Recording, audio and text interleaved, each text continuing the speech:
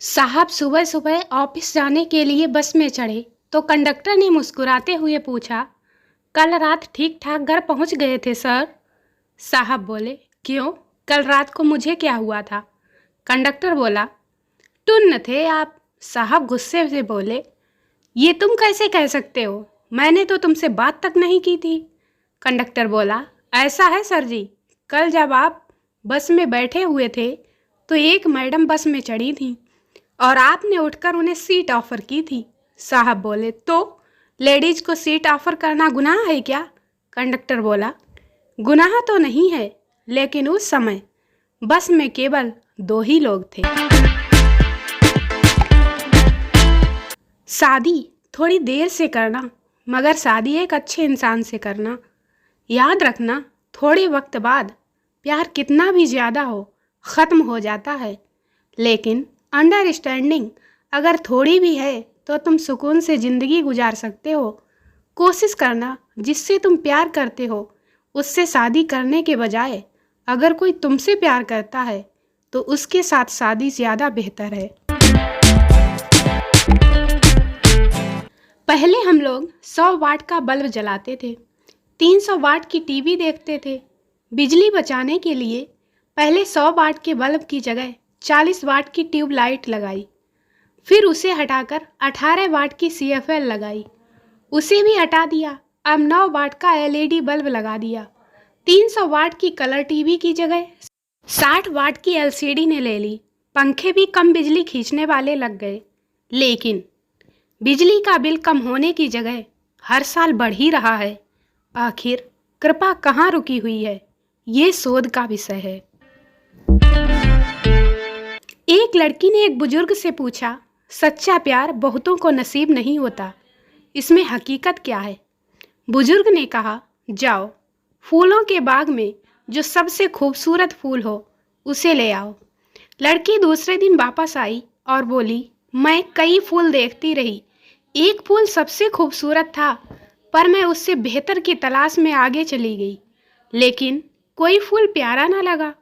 जब लौट कर आई तो देखा उसे कोई और तोड़ चुका था। तब बुजुर्ग ने कहा, यही प्यार की हकीकत है, जो सामने होता है उसकी कद्र नहीं होती, और जब वापस लौटो तो वो भी नहीं मिलता। इसलिए सच्चा प्यार बहुतों को नसीब नहीं होता।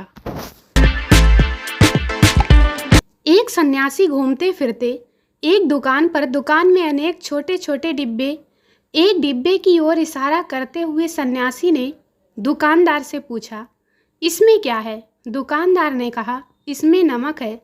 सन्यासी ने फिर पूछा, इसके पास वाले में क्या है? दुकानदार ने कहा, इसमें हल्दी है।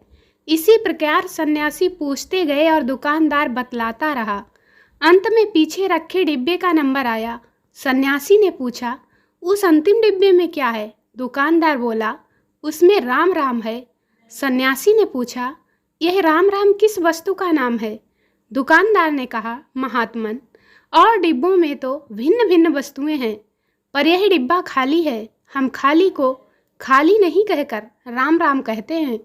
सन्यासी की आंखें खुली कि खुली रह गईं। ओह, तो खाली में राम रहता है, भरे हुए में राम को स्थान कहाँ? लोभ, लालच, ईर्ष्या, द्वेष और भरी बुरी बातों से जब दिल और दिमाग भरा रहेगा तो उसमें ईश्वर का वास कैसे होगा? यानी ईश्वर तो खाली यानी साफ सुथरे मन में निवास करता है। एक छोटी सी दुकान वाले ने सन्यासी को बहुत बड़ी बात समझा दी। पिता अपने IAS बेटी के चैम्बर में जाकर उसके कंधे पर हाथ रखकर खड़ा हो गया और प्यार से अपने पुत्र से पूछा, इस दुनिया का सबसे शक्तिशाली इंसान कौन है? पुत्र ने पिता को बड़े प्यार से हंसते हुए कहा, मेरे अलावा कौन हो सकता है पिताजी?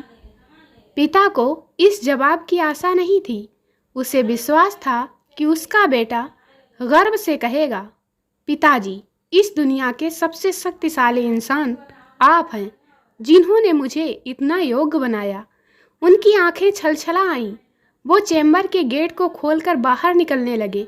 उन्होंने एक बार पीछे मुड़कर पुनः बेटे से पूछा, एक बार फिर बताओ, इस दुनिया का सबसे शक्तिशाली इंसान कौन है?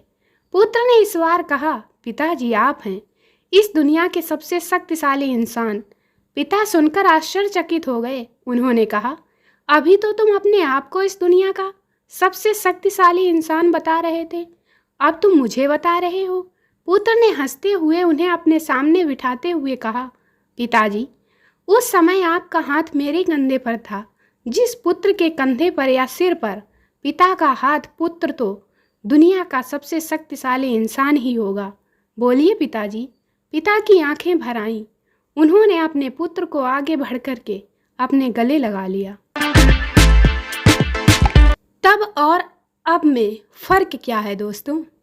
तब एक तौलिया से पूरा घर नहाता था, दूध का नंबर बारी बारी आता था, छोटा माँ के पास सोकर इठलाता था, पिताजी से मार का डर सबको सताता था, बुआ के आने से माहौल शांत हो जाता था, पूड़ी खीर से पूरा घर रविवार मनाता था, बड़े भाई के कपड़े छोटे होने का इंतजार रहता था, स्कूल में बड़े की ताकत से छोटा रौब जमाता था, बहन भाई के प्यार का सबसे बड़ा नाता था, धन का महत्व तो कभी सोच भी ना पाता था, बड़े का बस्ता किताबें, साइकिलें, कपड़े, खिलौने, पेंसिल, स्लेट, चप्पल सबसे मेरा नाता था, मामा मामी नाना नानी पर हक जताता था, एक छोटी से संदूक को अपनी जान से ज़्यादा प्यारी तिजोरी बताता था। और अब तौलिया अलग हुआ, दूध अधिक हुआ, माँ तरसने लगी, पिताजी डरने लगे, बुआ से कट गए, खीर की जगह पिज्ज़ा बर्गर मोमो आ गए, कपड़े भी व्यक्तिगत हो गए, भाइयों से दूर हो गए, बहन के प्रेम की जगह गर्लफ्रेंड आ गई, धन प्रमुख हो गया, अब सब नया चाहिए, नाना आदि औपचारिक हो गए, बटुए में नोट हो गए, कई भाषाएं तो सीखे मगर संस्कार भूल गए, बहुत पाया पर कुछ खो गए, रिश्तों के अर्थ बदल गए, हम जीते तो लगते हैं पर एहसास संवेदनाहीन हो गए, कृपया सोचें कहाँ थे हम और कहाँ पहुँच गए। पप्पू की नौकरी चली गई। पप्पू रोज बॉस के घर के बाहर पट्टी कराता। बॉस ये क्या हरकत है? पप्पू ये बताना चाहता हूँ कि भूखा नहीं मर रहा हूँ। संता को वोडाफोन में ऑपरेटर की जॉब मिली, मगर संता को पहले ही दिन बहुत मार पड़ी और निकाल दिया गया, क्योंकि पहला कॉलर, सर मेरी वोडाफोन की सिम खराब हो गई। संता तो पागल, एयरटेल की ले ले। गोलू बड़ा परेशान बैठा था। भोलू क्या हुआ यारा? गोलू क्या बताऊं, आज टीचर कह रही थी जिंदगी 4 दिन की है, लेकिन मैंने रिचार्ज तो 84 दिन का करवा लिया, अब क्या होगा? डॉक्टर ने एक मरीज की उंगलियों पर प्लास्टर कर दिया। मरीज बोला, मेरा तो आँख का ऑपरेशन हुआ है, तो आपने मेरी उंगली का प्लास्टर क्यों किया? डॉक्टर बोला, ताकि तुम फेसबुक और व्हाट्सएप ना चला सको और तुम्हारी आंखों को आराम मिले। दोस्तों वीडियो को लाइक करें, शेयर करें, चैनल को सब्सक्राइब जरूर करें। मिलते हैं अगले वीडियो में, तब तक के लिए बाय बाय।